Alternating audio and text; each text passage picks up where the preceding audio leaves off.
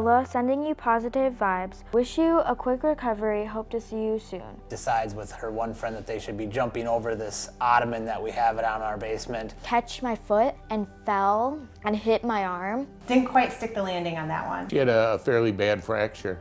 It was very odd shapen and it was like up, down. My hand was like bent. And had a mid-shaft fracture of her forearm that was quite angulated. Pretty scary. Yeah, I always try to find a connection with my patient on something they're interested in, just so they're not as worried about the medical issues. The nurse, the CNA, everybody was there immediately. Dr. Haslow was in within, I think, 4 minutes of us being at the hospital, and really just made us feel right at home. Her dad told her she has a huge interest in airplanes, and her dad told her that I used to fly some planes in the Navy and Marine Corps, and one of the planes I used to fly was one of her favorite planes. It's an F-18. She goes, "Oh, that's my favorite plane."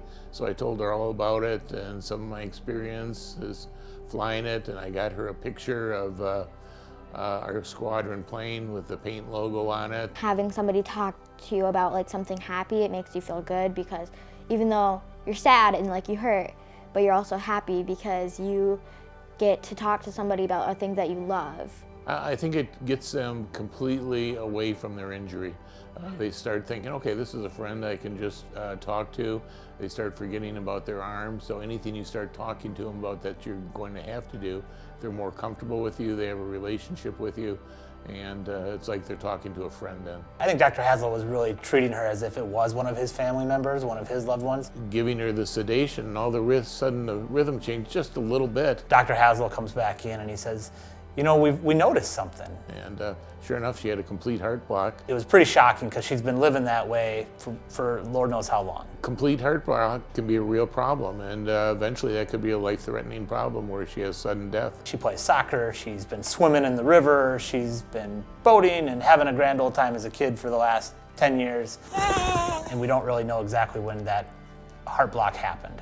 Like nobody would have ever known if I hadn't broken my arm. I mean, we would have been in and out of there without never knowing it, Right. you know, if they hadn't looked at the EKG strip and caught it. It was purely the attentiveness of the nursing team and the physician team to catch this. I went into the hospital for a broken arm, and then I came out with a pacemaker. It's definitely a blessing in disguise, and it was, excellent medical care that detected that this was going on. And I think of my granddaughters who are approaching the same age, and you kind of put, hopefully someone will care for them if they need care, like we did for her. When you feel that there's that caring, compassion piece from the person providing care to your daughter, it makes all the difference. And as I get ready to retire probably next year and wind up a career, these will be cases that you'll think about the rest of your life.